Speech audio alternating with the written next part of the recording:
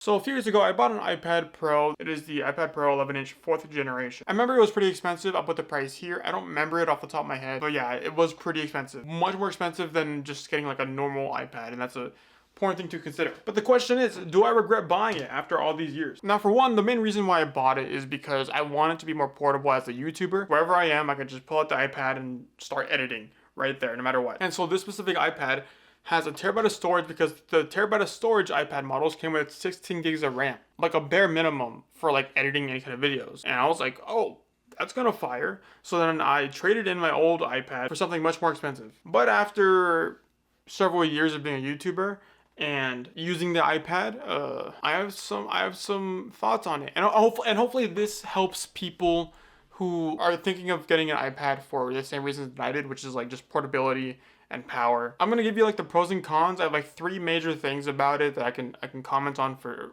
I guess, for sure. And then like I'll give you a final verdict on whether or not I regret buying this iPad. Number 1, portability. This thing is very portable. It's moderately light. Say I have it kept in a Logi case, which adds a bunch more weight onto this thing. Like when I took it out of this case for the video, it got 10 pounds lighter. I was like, what the heck? You're a different person after 10 pounds, you know? And so yeah, this like, I guess doubled the weight right here. If you're gonna put a case on it, which I would, you know, because it protects it. This case specifically also is a keyboard case, so it goes over, I can't find the keyboard. Where did the keyboard go? Anyway, I'll find the keyboard later. I guess it is a keyboard case, so it wraps around the entire thing. It's magnetic too. Not sponsored, by the way. I'm just telling you like how it is, how I've kept it for like all these years in this. So it is very slim. It is pretty slim. You know, it's relatively lightweight. You're gonna feel this in your backpack. To be honest. Again, without the case, it's definitely lighter, but because you want to protect your iPad, you're gonna put a case on it.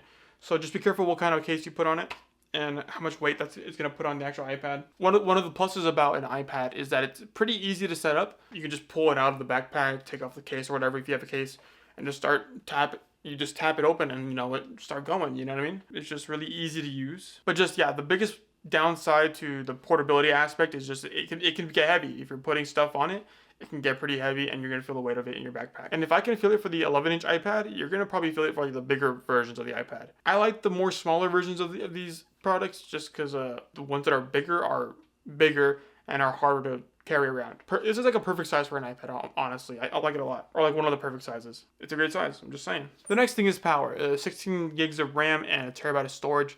This thing can handle basically anything you throw at it, unless you're doing like heavy video editing. It's gonna struggle a little bit, I would assume. I've never put like heavy stuff on this thing anyway. Like the most I've done on it was video edit, and this thing handles it all easily. It's very smooth, crisp. It gets the job done easily.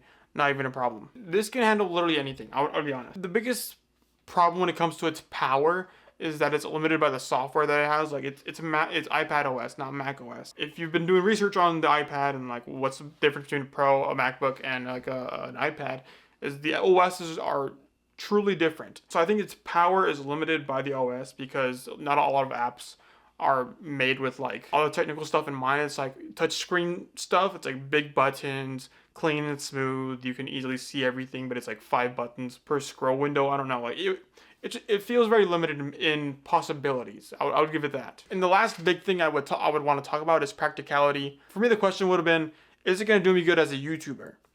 Now, I have some notes written down, so I'm going to read those right now. For simple things, it excels at. Maybe playing games, opening YouTube, watching media. Like all these simple things you can do on any iPad, it excels at this. It's perfectly fine. A recent thing that I did with the iPad was I went on a trip to record some footage for something, and in between stops, the passenger would open up the iPad and offload a lot of my footage from my phone or like my camera onto this thing, which is the 1 terabyte, and like it went super fast. Like this thing it's fast.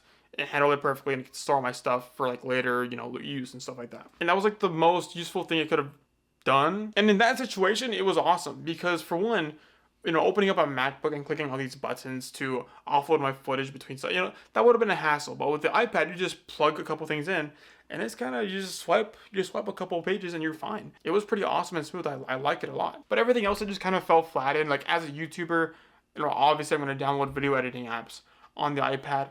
A lot of the major ones, Premiere Pro, the newer version of Premiere Pro, Final Cut Pro. Final Cut Pro as an app sucks. The new Premiere Pro app is actually really good, like on iPhones. Like it feels like a better CapCut. If you, I don't know if it's free or if it's you have a subscription, but it's just an awesome app. I would highly recommend the Premiere Pro app for iPhone.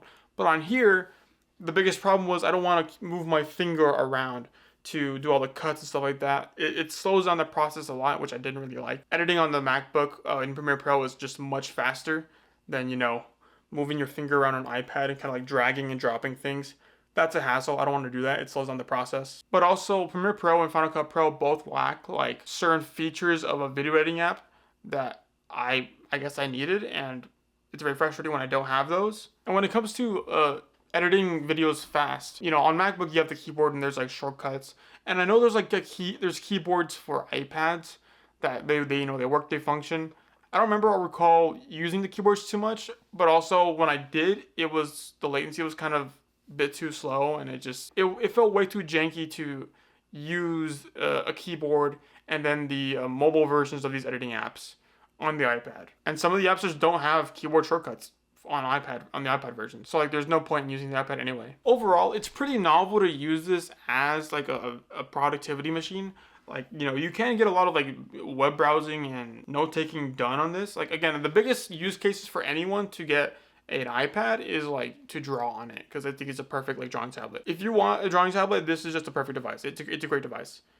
For anything else though, if you're not gonna like draw like professionally or like consistently on like an iPad, just get like a base model, a cheaper model. There's no need to even go for like a terabyte of storage, like if you're not gonna do anything crazy with it. The iPad is severely limited by its operating system because it's not Mac OS, it's iPad OS, and it's two different things, as well as like the screen rotating a lot of stuff, and like sometimes you'll swipe and things just glitch out a little bit where it's like it'll freeze there in the corner and then disappear, or like things will just like not morph properly when you turn it, and that causes a bit of jank. And so all these things combined with like the simplified apps, the lacking operating system, some of the jankiness around it, these things make it very hard for me to recommend for someone who wants to be a YouTuber. And for the price that I got this at, you're better off buying a Mac. So what's the verdict? You could probably guess by now. Yes, I do regret buying this iPad. If I could go back and tell myself to get something else, I would have said just get a MacBook.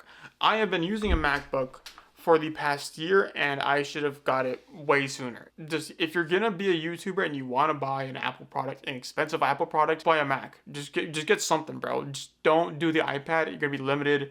You're gonna wish you got something else. If I could go back, I would buy a MacBook Pro for editing, and then like a iPad mini for the actual tablet stuff I want to do. Not that this isn't actually really good. I do really like this iPad. It's just for the price, for the power. I don't even use this thing for the power anymore. I scroll sometimes. Like I mainly just kind of scroll, and I recently got this thing called Delta. It's a Nintendo emulator. It's pretty awesome. And so for this iPad, I'm probably just going to sell it at some point, or I'll just keep it for the rest of my life and never put heavy use on this. I don't know what I'm going to do with this. It's in an awkward space where it's powerful enough to do certain things well, but at that point, with that kind of power, why not just use the MacBook? And that's what I've been doing so far. So this has been in a limbo where it's powerful to do certain things, but it's just limited by so few things that like it makes me not want to use this, which makes me use the MacBook. But the things that I do use this for, I could just do with like the $300 iPad. You get what I'm saying? So if I could go back, I'd probably get a cheaper iPad, or instead of a regular iPad, like an iPad mini. I've been really considering the iPad minis, but that's a video for another time.